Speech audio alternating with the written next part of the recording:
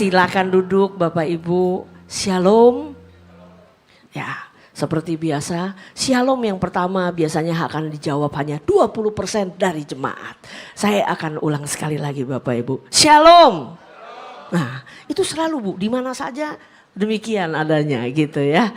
Oke, hari ini saya diberikan kesempatan untuk melayani di tempat ini, momen-momen menjelang Sintia ya Bapak Ibu ya. Walaupun libur panjangnya berderet-deret, saya lihat mungkin yang tidak merayakan Sintia sudah pada keluar kota atau keluar negeri karena benar-benar libur berderet-deret. Kecuali yang keturunan Chinese yang masih nanti harus ketemu papa, mama dan keluarga besar biasanya tidak kemana-mana karena kudu wajib gitu ya. Nanti pasti ketemu orang tua semua. Oke. Pagi hari ini saya diberikan tema kesatuan dalam Kristus. Sebelum panjang lebar, kita mau baca firman Tuhan dulu pagi hari ini. Dan firman Tuhannya agak panjang, oleh karena itu saya minta Bapak Ibu kita bergantian sama-sama membaca. Kita buka firman Tuhan di Filipi 2, saya nggak akan kemana-mana, hanya di Filipi 2 saja. Kita akan baca mulai dari ayat 1 sampai 11. Saya akan baca ayat yang ganjil, minta tolong Bapak Ibu di tempat ini baca ayat yang genap. Boleh ya? Saya akan mulai dari saya dulu, Filipi 2 sudah. Nah mungkin nanti multimedia minta tolong ayatnya tidak kemana-mana karena kita hanya di sini saja. Oke, judul dari perikopnya adalah nasihat supaya bersatu dan merendahkan diri seperti Kristus. Jadi karena dalam Kristus ada nasihat, ada penghiburan kasih, ada persekutuan roh, ada kasih mesra dan belas kasihan. Silakan.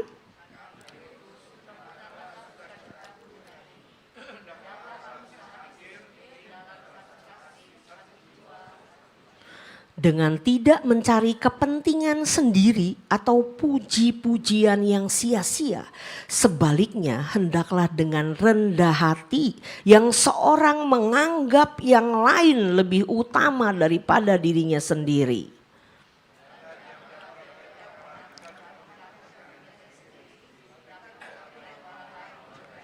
Hendaklah kamu dalam hidupmu bersama menaruh pikiran dan perasaan yang terdapat juga dalam Kristus Yesus.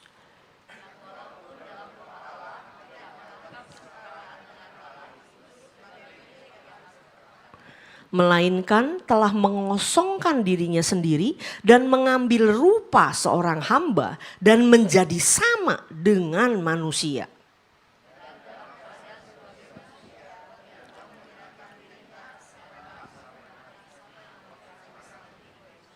Itulah sebabnya Allah sangat meninggikan dia dan mengaruniakan kepadanya nama di atas segala nama.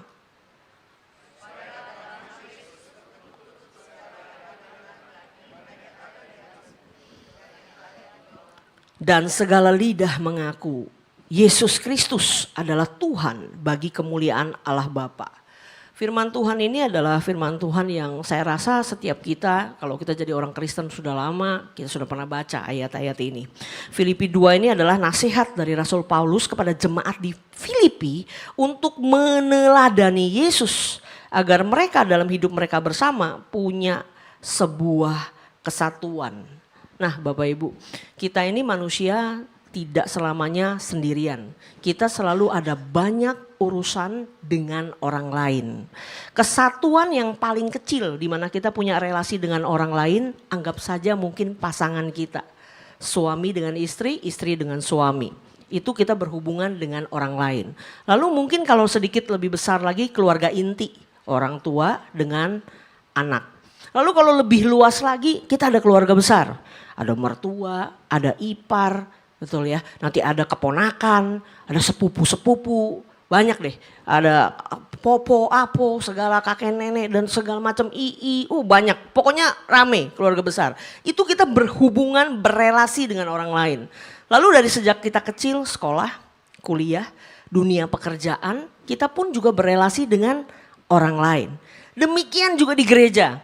kita datang beribadah, baik kita cuma jadi jemaat, atau kita mulai terlibat dalam kelompok-kelompok kecil, atau kita terjun dalam pelayanan, kita berurusan dengan orang lain. Nah Bapak Ibu, kalau namanya relationship with other people, kita berhubungan dengan orang lain, selalu ada potensi konflik. Setuju nggak Bapak Ibu?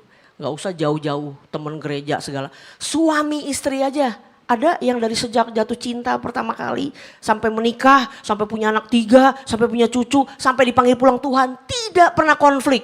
Saya rasa nggak ada. Setiap kita pasti pernah konflik sama orang lain. Dan Bapak Ibu perlu ketahui bahwa semakin dekat hubungan kita, semakin tinggi resiko kita dilukai. Orang yang bisa melukai kita tuh bukan orang jauh. Betul ya Bapak Ibu. Yang bisa melukai adalah orang dekat. Makin dekat, makin dalam biasanya bisa dilukainya. Nah Bapak Ibu, saya mau bilang bahwa apa sih yang bikin orang ketika berhubungan dengan orang lain bisa konflik? Karena kita ini beda. Setuju nggak Bapak Ibu? Kita ini bukan orang yang didesain 100% persis sama. Tidak, semua kita beda-beda model.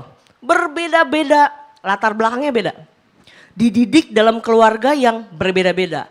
Level ekonominya beda. Level pendidikannya beda. Budayanya lain. Gak usah sejauh itu. Kita dilahirkan aja, didesain Tuhan beda-beda. Setuju? Setiap kita beda-beda. Dan perbedaan itu kalau tidak bisa diatur, dimanage dengan baik, ujung-ujungnya konflik besar. Itu sudah pasti. Padahal perbedaan itu ketika bisa di-manage dengan baik, dia jadi sumber kekuatan, jadi kekayaan sebenarnya. Kenapa saya bilang gitu? Saya beri contoh.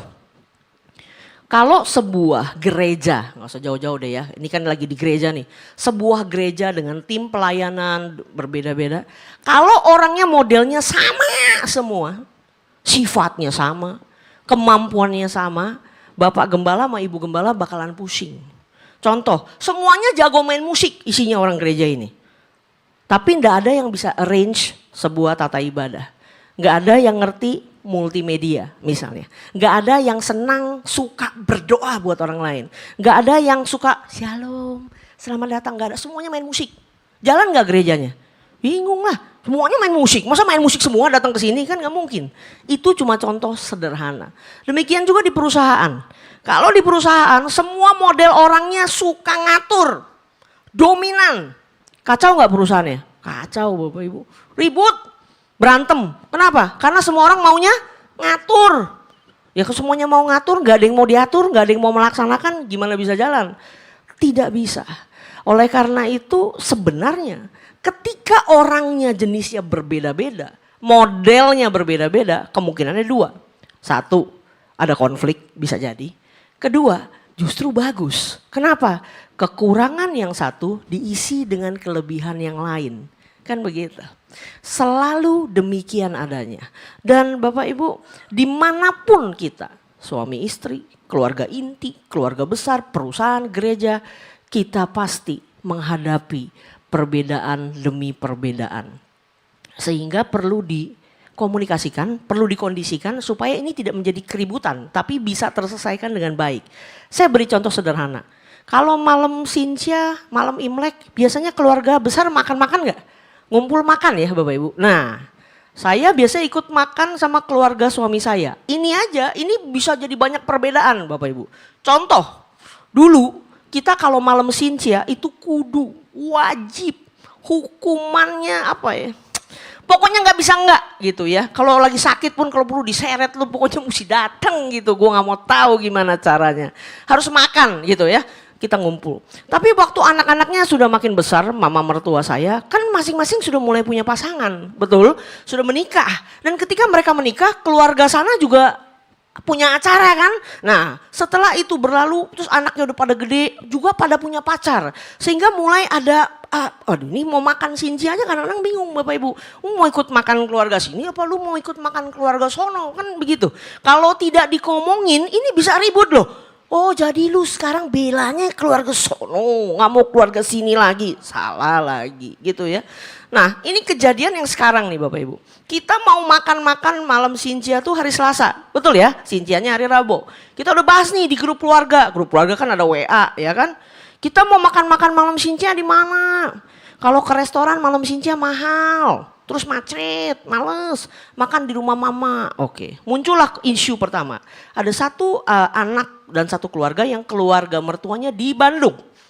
Kita nggak ikut ya, kita ke Bandung. Nah loh, ini ke Bandung, berarti nggak bisa ya kan? Jadi mau ada dia atau nggak ada dia nih, itu konflik. Mau gimana, mau pergi, mau bela-belain dia apa enggak? Oke, demi dia, lu perginya kapan ke Bandung? Senin. Oke, Senin. Ya udah, kita makan Sintianya Minggu. Jadi kita mau makan Sintianya ntar malam nih, Bapak Ibu. Terus mamanya bilang gini, mana ada makan Sintia hari Minggu, Sintianya Rabu. Aneh banget kata mamanya begitu, ya kan? Tapi katanya mau pentingin lengkap. Ini mau pentingin lengkap, mau mentingin momen. Kan bingung kan? Udah janji hari ini aja nih. Satu keluarga bilang gini, maunya makan siang. Nah kita orang ini, saya ke gereja, makan siang kagak keburu, lu mau makan di mana? Gua habis gereja gudak-gudak lari-lari mau buru-buru makan. Oke, keluarga yang lain bilang saya ada ulang tahun sepupu 1:30 makannya. Jadi ini mau bagaimana? Ini masalah makan ini. Cuma mau makan Sintia aja, repot bener. Betul? Kalau nggak jaga, maksudnya nggak mau dikomunikasikan, bisa ribut nggak Bapak Ibu? Bisa. Mau pentingin lu apa pentingin gua maunya begini, lu maunya begitu. Akhirnya mamanya juga jadi pusing. Akhirnya jadi bikin 2 acara. Hari ini makan gak usah anggap makan Sintia, terserah lu mau anggap makan keluarga kayak makan sama-sama kayak ngumpul-ngumpul. Terserah hari ini. Jadi tetap kita ntar ngumpul Bapak Ibu. Tapi nanti Selasa yang bisa datang ya datang, yang gak bisa datang ya udah. Yang satu mau datangnya jam 5 gak mau makan terlalu malam, yang satu bisa datangnya jam 10 malam. Jadi ini esensinya apa sih dari semua ini? Pokoknya kacau Bapak Ibu. Contohnya apa? Ya itu. Gara-gara semua orang punya kondisi. Semua orang punya pemikiran. Ada yang berpendapat gini, malam Sintia ya malam sebelum Sintia makan. Kalau makannya minggunya itu bukan makan Sintia. Nah kan begitu. Bagi beberapa orang lain sama aja lah, yang penting sama-sama makan. Nah itu aja beda pendapat, betul. Bapak Ibu dimanapun kita berada selalu ada perbedaan pendapat, satu pikir begini, satu pikir begitu. Kalau enggak bisa di-manage dengan baik, ujung-ujungnya ribut. Itu selalu begitu. Nah Bapak Ibu, balik ke Filipi 2 tadi. Rasul Paulus tuh ngajarin, gimana caranya supaya bisa punya kesatuan atau unity. Atau supaya enggak konflik, sekalipun orangnya beda-beda model, beda-beda kepribadian, beda-beda prinsip, beda-beda latar belakang, beda-beda cara berpikir. Semua perbedaan itu tapi tetap bisa satu. Tetap bisa unity, tetap bisa tidak ribut. Gimana caranya? Kita baca lagi Filipi 2 ayat 6. Tadi yang pertama saya akan bahas ini ya. Ayat 6, gimana caranya supaya bisa punya unity, kesatuan, tidak ada keributan walaupun beda. Nah ini dia. Ingat teladannya tuh Yesus, tidak ada yang lain. Teladannya hanya Yesus. Tadi kita sudah baca. Yang pertama, gimana sih supaya tidak ribut walaupun orang tuh beda-beda. Yang pertama, tidak mempertahankan milik. Ayatnya di sini. Bapak Ibu, kalau di terjemahan firman Allah yang hidup dikatakannya tidak mempertahankan hak. Biasanya kita manusia cenderung mempertahankan hak kita. Hak, harga diri, pokoknya itu mesti pegang erat-erat. Katanya begitu, kayak balonku gitu ya. Pegang erat-erat kalau ngantar dia terbang apa meletus gitu ya. Karena kalau bukan kita yang bela hak kita, siapa yang akan bela? Nanti kita diinjak-injak kan gitu kan kalau manusia biasanya ngomong kan. Tapi Bapak Ibu tahukah ini sejujurnya sulit untuk dilakukan. Tapi memang teladan Yesus adalah dia tidak pernah mempertahankan hak. Coba Bapak Ibu kita pikir kalau balik ke zaman Yesus. Dia turun ke bumi, dia itu Allah loh. Betul? Turun ke bumi, lahirnya aja di kandang domba. Jadi manusia biasa, menjalani hidup yang biasa-biasa, lalu punya murid, segala macam. Lalu dia mati di salib, tujuannya satu, buat siapa? Buat manusia, buat kita. Dia datang berkorban buat kita. Coba Bapak Ibu pikir, kalau dia nih, saya kepikirannya gini. Waktu dia punya murid-murid, anggap aja Petrus. Dia sempat bilang sama Petrus kan, nanti kamu sebelum ayam berkokok 3 kali, kamu pasti akan menyangkal aku. Dia sempat bilang begitu tuh sebelum disalib. Dan Petrus bilang apa? Enggak gitu kata Petrus. Nggak bakalan kata dia begitu. Saya cinta mati sama kamu. Katanya begitu. Pada kenyataannya disangkal nggak Yesus? Disangkal. Saya mau tanya sama Bapak Ibu. Waktu Yesus bangkit setelah dia disalib, lalu dia bangkit kembali. Berhak nggak dia marah sama yang namanya Petrus? Berhak banget. Kalau saya jadi dia, saya sih bakal marah-marah sama yang namanya Petrus. Begitu saya bangkit, saya bakal samperin dia. Lalu saya bilang sama dia, mana lu? Hayo lu. Lu bilang sama gua lu gak bakal nyangkal. Boro-boro. Ya kan? Lu nyangkal gua. Dasar lu. Gitu.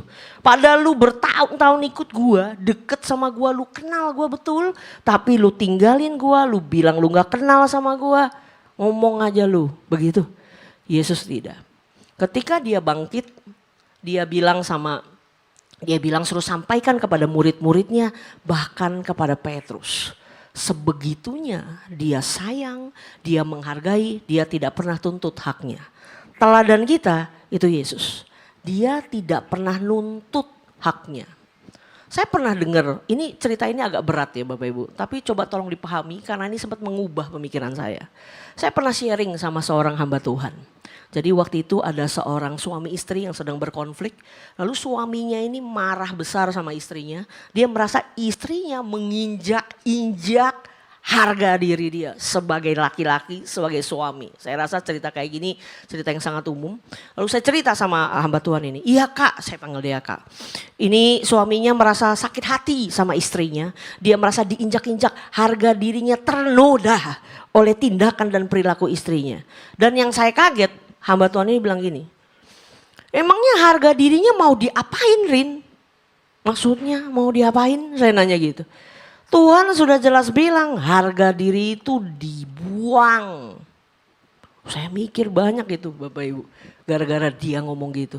Dan memang betul Tuhan gak pernah suruh kita jaga harga dirimu baik-baik. Pegang teguh, pegang erat-erat. Gak pernah. Dia sendiri dia lepas haknya. Dia berhak untuk marahin muridnya, dia berhak untuk datang ke dunia disembah, orang berlutut, orang menyembah, orang hormat, kagak. Datang ke sini malah dikata-katain, nggak percaya. Orang Farisi, ahli Taurat semua malah mempertanyakan apa yang dia bikin. Nggak pusing, dia tidak mempertahankan hak. Kerap kali keributan, konflik terjadi karena kita ngerasa kita yang punya hak. Betul? Hargain gua dong. Lu pikir lu siapa? Kan begitu. Kalau nggak ada begitu biasanya orang nggak ribut. Tapi ketika kita mempertahankan hak, gua anak paling gede. Dengerin gua dong, hak gua. Gua laki, gua papa, gua yang cari duit. Tanpa gua mati semua lu, mayu lu, hormatin gua. Begitu. Tapi sayangnya Bapak Ibu di dunia ini makin kita tuntut hak kita. Kadang-kadang dia makin terbang jauh Bapak Ibu. Saya baru menangani satu keluarga yang papanya kayak gitu.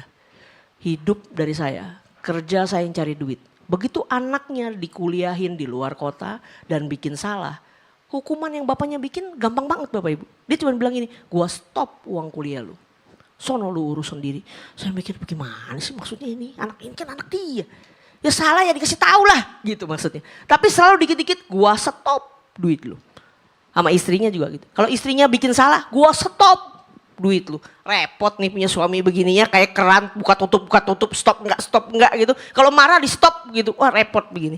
Tapi ada yang begitu. Kenapa? Karena yang dia pegang sebagai harga diri dia, duit. Kalau saya lempar kamu duit, kamu nurut sama saya jangan banyak cincong. Bapak Ibu, itu tidak menimbulkan respect. Enggak. Makanya saya bilang, makin kita pegang erat-erat hak kita, kadang-kadang malah jadi makin terbang, makin jauh, makin terlepas dari genggaman kita. Teladan Yesus, lepasin haknya, jangan maksa pegang. Yang kedua, nanti saya jelaskan lebih lanjut ya, karena mungkin ada pertanyaan dari statement tersebut. Yang kedua, itu ayat 3 dan ayat 4. Saya baca ulang ya. Ayat 3, ayat 4. Dengan tidak mencari kepentingan sendiri atau puji-pujian yang sia-sia. Sebaliknya hendaklah dengan rendah hati yang seorang menganggap yang lain lebih utama daripada dirinya sendiri. Dan jangan tiap orang hanya memperhatikan kepentingannya sendiri, tapi kepentingan orang lain juga. Bapak Ibu, hidup ini tidak melulu soal kita. Hidup ini tidak melulu soal apa yang kita mau, apa yang kita anggap benar, apa yang kita nyaman, apa yang kita pingin. Tidak. Kita juga mesti belajar memikirkan orang lain. Karena kita punya pikiran begini, orang lain punya pikirannya belum tentu sama. Belum tentu kita bisa, oh iya kan yang ini benar kan, pasti benar kan. Belum tentu Bapak Ibu. Apa yang kita anggap benar dengan 100% yakin aja. Begitu kita ngobrol sama orang lain. Lalu kita baru mikir, oh ternyata dia mikirnya begitu. Konflik kerap kali terjadi karena kadang kita bahkan tidak kenal diri kita sendiri. Kita nggak tahu kadang-kadang kita maunya apa. Dan kita juga tidak tahu orang lain modelnya kayak gimana dan maunya apa. Itu penyebab konflik. Waktu kemarin masa COVID, saya dan ibu gembala saya, waktu itu kita bikin sebuah program. Program Women Mentoring Women, Bapak Ibu. Dan di sana kita wanita-wanita doang via Zoom karena lagi COVID. Apa yang kita belajar? Bagaimana mengenal diri sendiri sehingga kita juga bisa belajar mengenal orang lain. Sebab ketika kita tahu diri kita tahu orang lain, kita akan lebih maklum sama orang lain. Ketika itu terjadi, kita lebih jarang ribut. Sekali lagi. Setiap kita modelnya beda-beda. Kalau kita cuma merasa yang ini yang benar. Yang saya cuma lihat sekotakan ini aja. Cara pandang saya begini. Tapi orang lain belum tentu melihatnya demikian. Harus belajar memikirkan dari sisi dia itu bagaimana. Kalau kita ngerasa gini, nggak bisa. Pokoknya yang gue yang benar. Kita akan sering banget ribut sama orang. Bapak Ibu, kalau kita sekali waktu ribut sama orang, itu wajar. Kenapa? Namanya juga orang. Kita semua beda-beda. Sekali waktu kita bisa berkonflik sama orang. Sekali lagi itu wajar. Tapi Bapak Ibu tahu nggak? Kadang-kadang kita sering di mana-mana kita ribut melulu. Nah kalau kita kemana-mana ribut melulu. Bagi kita semua orang bermasalah. Kalau kita kayak gitu, kita harus berkaca diri. Jangan-jangan bukan semua orang di sekitar kita yang bermasalah. Tapi siapa yang bermasalah? Diri kita sendiri. Betul. Saya di kantor, Bapak Ibu kasih contoh aja ya. Saya punya pekerjaan saya, teman-teman di kantor saya otomatis juga punya pekerjaannya masing-masing. Saya ini nggak dominan model orangnya Bapak Ibu. Saya cuma dominan kalau lagi khotbah pegang mic begini kesannya saya dominan. Realita aslinya saya sama sekali tidak dominan. Sama sekali. Saya orang detail, saya tapi anti konflik. Saya nggak demen ribut sama orang. Itu saya. Biasanya saya lebih yang begini, ya udahlah ya nggak usah ribut. Saya gitu biasanya. Di kantor saya ada satu orang rekan kerja yang sangat dominan. Sangat dominan gitu ya. Dia demen banget ngatur. Kadang-kadang ada hal yang saya rasa gini, itu ngapain ya diurusin. Tapi diurusin sama dia gitu. Ada satu kali dia berkonflik sama saya. Departemen saya beda. Dia ada pertanyaan terhadap departemen saya. Lalu saya bilang, oke, saya cek dulu pertanyaan kamu. Saya dapat jawabannya, saya pakai di telepon di kantor kan kita sebutnya iPhone gitu ya. iPhone, kontak dia, saya bilang gini, yang kamu pertanyakan itu enggak ternyata. Ternyata yang departemen saya kerjakan sudah benar, tidak salah. Saya berikan buktinya. Dia nggak terima Bapak Ibu. Dia marah, dia kesel, lalu dia ngomong kenceng banget di iPhone itu. Nggak bisa begitu, bla bla bla bla bla bla bla bla. Lalu emosinya meledak, ya. Ketika dia kesel, bla bla bla bla bla, tahu dia banting telepon, kubrak. Kalau handphone, kita matiin handphone, nggak kedengeran orangnya marah apa kagak. Karena kan cuma pencet mati, ya. Tapi kalau telepon kantor, bla bla bla bla bla bla bla, itu berasa Bapak Ibu ya. Kita di sebelah sini, kenceng banget gitu loh. Dan Bapak Ibu tahu, waktu hal itu terjadi, apa respon pertama saya? Kira-kira, saya punya ruangan sendiri. Ya, ruangan saya sendiri. Jadi begitu dia mati, kubrak saya di ruangan saya tuh. Ruangan dia itu satu ruangan rame-rame. Dia dan timnya. Dia ngomong gede-gede, marah, lalu banting telepon. Saya mau tanya, kira-kira respon saya gimana? Gak apa-apa. Tuhan Yesus baik. Gitu gak Bapak Ibu? Mestinya ya. Jujur ya Bapak Ibu, ini orang ya Bapak Ibu ya. Pas dia banting, kubrak, saya masih begini. Is this really happening? Dia baru marah-marah sama gue, lalu dia banting telepon saya. Yang saya marah Bapak Ibu, beneran. Saya merasa tersinggung. Karena gini loh, kita lagi bahas kerjaan, lu punya tuduhan, saya menyampaikan jawaban which is itu tidak benar. Udah dong, bagi saya harusnya itu clear. Tapi kamu gak bisa terima, kamu marah, kamu ngomong kencang-kencang, lalu kamu banting telepon saya, sementara di ruangan kamu banyak orang. Satu, saya marah. Pikiran pertama saya kira-kira apa yang akan saya lakukan? Mestinya begini, saya bangun dari ruangan saya samperin ruangan dia, saya omelin balik dia. Kenapa? Karena gini, posisi saya di kantor secara level saya lebih tinggi dari dia. Saya punya ruangan sendiri, dia gak punya ruangan sendiri. Tapi saya sama dia teman, udah lama. Makanya dia gak sungkan untuk ngomel sama saya. Tapi kalau bicara level beda. Saya mikir tuh, saya marah nih kan. Saya marah, ini cuma tinggal masalah taruh gagang telepon, keluar ruangan, samperin ruangan dia, lalu ngomel. Kalau ditanya takut nggak ngomelin dia? Saya nggak takut Bapak Ibu. Bapak Ibu lihat saya bawel begini, ngomelin orang itu perkara remeh. Saya fasih, saya bisa ngomel. Saya punya dasar untuk mengomel.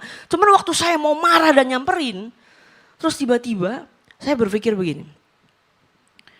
Kalau saya kesana marah, saya setiap kali marah saya selalu tanya sama diri saya. Kenapa saya marah? Itu selalu saya tanya. Apa sih sebenarnya yang mengganggu saya? Lalu saya sadar yang bikin saya marah adalah rasa malu. Harga diri. Kenapa rasa malu? Saya bukan masalah omelan dia terkait perkara itu, bukan. Malunya saya adalah di ruangan sono banyak orang. Berarti tim lu tahu lu lagi ngomel-ngomel sama gua lalu lu banting telepon. Fairnya gua kesana marahin lu balik supaya tim lu tahu gue gak bisa digituin. Jangan macam-macam lu sama gue. Gitu kan? Tapi saya tidak lakukan Bapak Ibu. Tidak.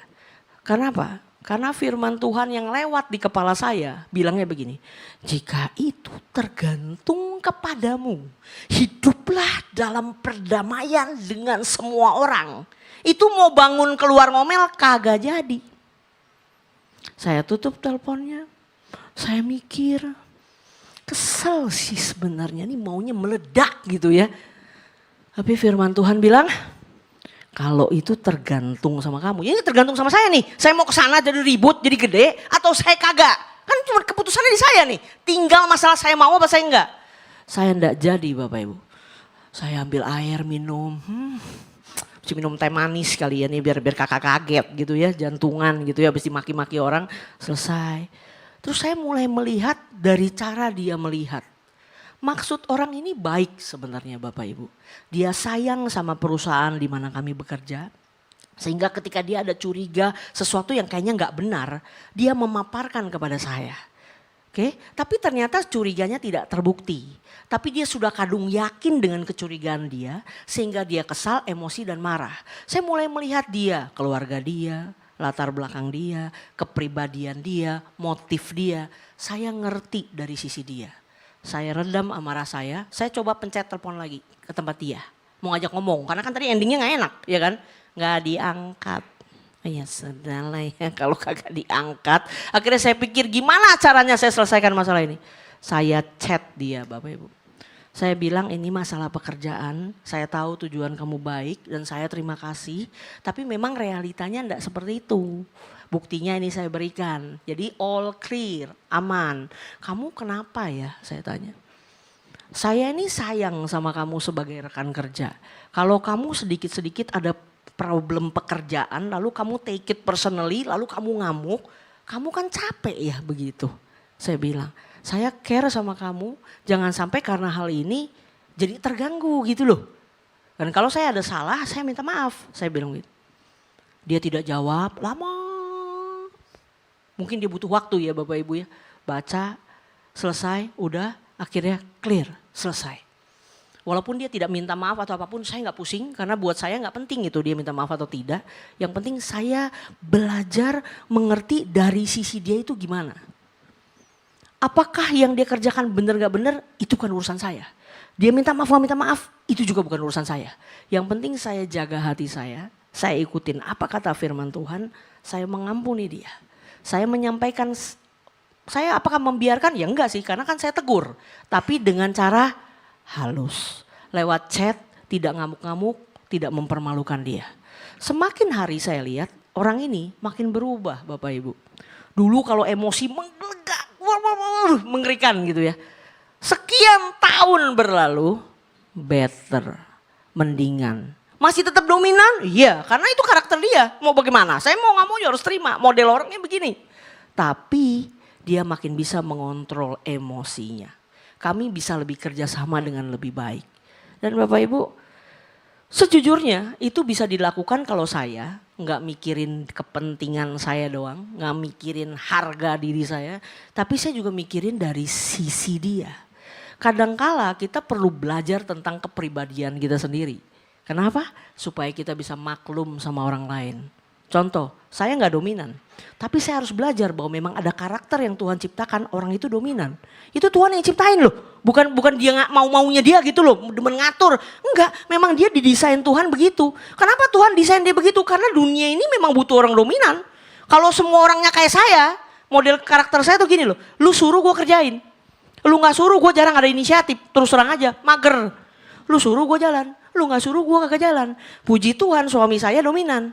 Dia yang suka ngadi-ngadi aja, ada ide aja Bapak Ibu. Bikin gini yuk, hah? Ya udah deh gue ikut. Nah gitu. Setiap kita didesain Tuhan berbeda untuk bikin sesuatu yang baik. Kalau kita tidak saling belajar memahami dan melihat dari kacamata orang itu, kita pasti ribut. Tapi kalau kita belajar, sesungguhnya perbedaan itu malah memperkaya kita. Yang tadi saya bilang di awal. Yang terakhir, ayat 8. Ayat 8 boleh tolong dibuka. Tujuan dari kita melepas hak, dari kita menganggap orang lain lebih utama, nggak mikirin kepentingan diri sendiri. Itu bukan supaya kita dianggap orang baik, supaya sekedar tidak ribut. Bukan Bapak Ibu. Tujuan kita semua itu untuk apa?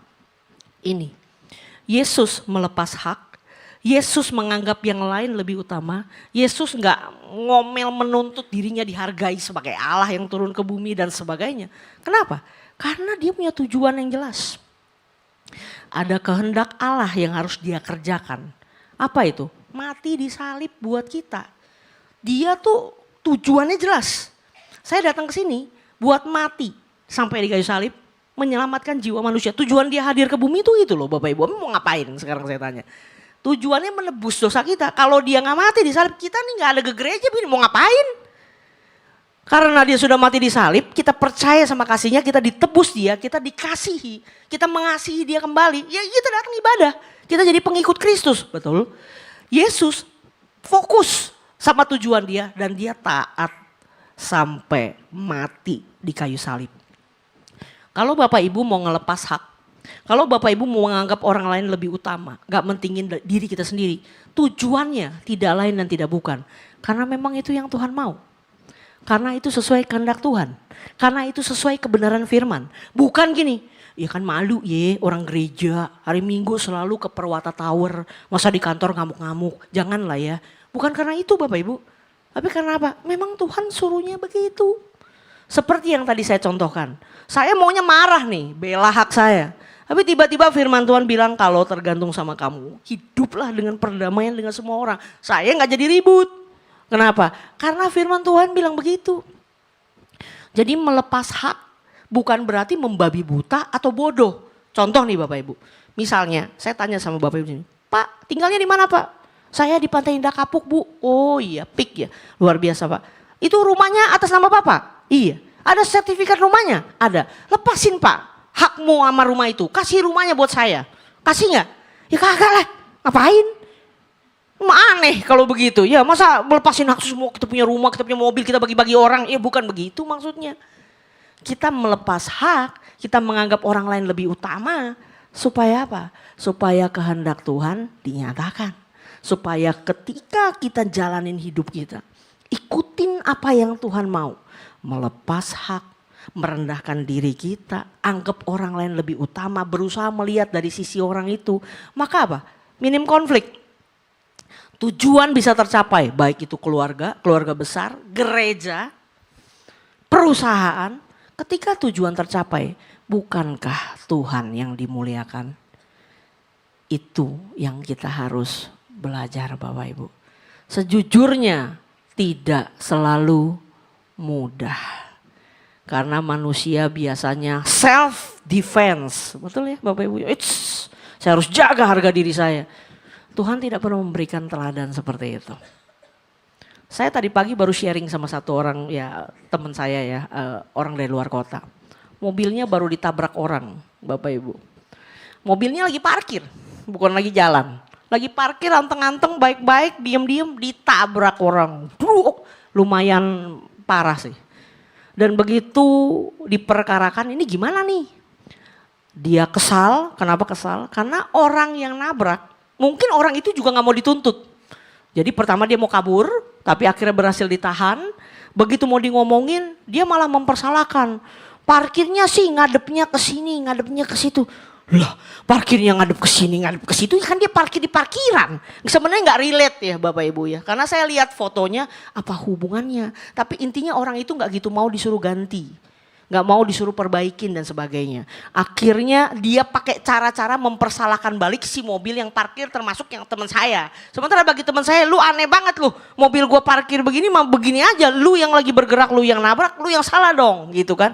Terjadi keributan. Akhirnya selesai dengan kondisi orang ini bersedia untuk ganti OR asuransi karena ada asuransi. Tapi karena kaca lampu mobilnya variasi, asuransi nggak ganti.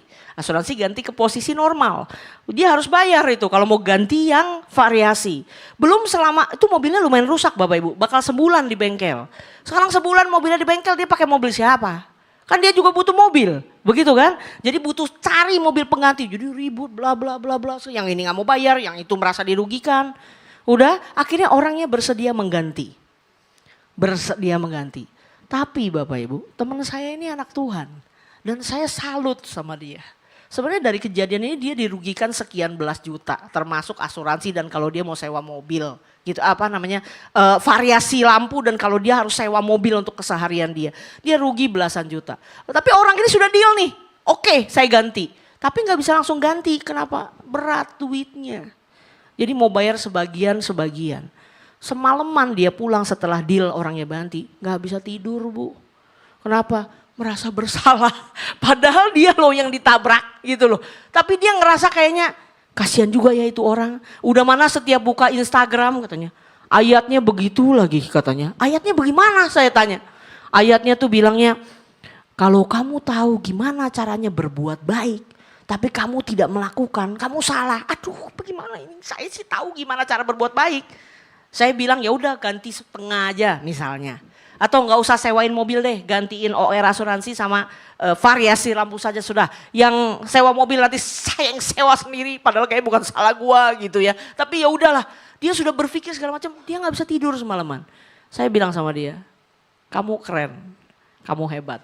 Karena orang biasanya gini, gua mana mau tahu, mobil gua anteng-anteng, hak gua apa? Ganti. Emang gua pikirin, kan urusan lu. Yang nabrak udah tua Bapak Ibu, umur 75. Ngecek-ngecek, mau ribut sama ngecek-ngecek juga gimana sih, ya kan kesian, bingung jadinya gitu loh. Tapi di satu sisi juga dia merasa dirugikan. Tapi akhirnya dia berpikir, aduh saya mesti gimana ya Ci. Saya bilang gini, kerjakan apa yang bisa bikin hati kamu damai. Karena sekarang setelah dapat janji pengembalian full pun dia gak nyaman, dia gak damai. Dia ngerasa gak tega sama orang itu gitu loh. Buat saya orang itu hebat. Hebat, terlepas dari keputusan apapun nanti yang diambil, berarti orang ini punya sense. Dia ngerasa bahwa hidup ini bukan melulu bicara hak, bukan bicara cuman kepentingan dia, keuntungan dia gak mau rugi, tapi dia juga ada mikirin kan, itu orang kesian lu, dia berat lu, ngegantiin lu, itu hebat. Dan dia mengikuti apa kata Tuhan, apa kata firman yang menegur dia. Dan dia mau ikutin apa kata Tuhan. Walaupun secara nilai duit dia rugi. Orang kayak gitu keren Bapak Ibu. Dan saya percaya ketika kita anak-anak Tuhan. memilih untuk mengikuti apa kata firman. Walaupun kita jadi merasa, loh kok jadi gue yang rugi, kok jadi kehilangan hak saya, kok jadi saya kesannya mikirin orang lain, bagaimana dengan saya, siapa yang mikirin saya. Tapi kita kesampingkan itu semua dengan dasar teladan kita adalah Kristus, ikutin kebenaran firman, saya percaya urusan hak itu Tuhan yang bela Bapak Ibu. Karena firman Tuhan yang tadi kita baca, diakhiri dengan apa? Karena Yesus taat sampai mati di kayu salib. Tadi firman Tuhan bilang apa? Allah menganugerahkan kepada dia nama di atas segala nama.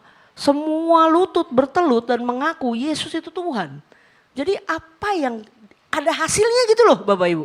Bukan cuman oh ya suruh disiksa aja sampai mati selesai gitu. Tidak. Yesus karena dia merendahkan dirinya taat sampai mati sesuai dengan kehendak Allah baginya. Dia peroleh itu semua.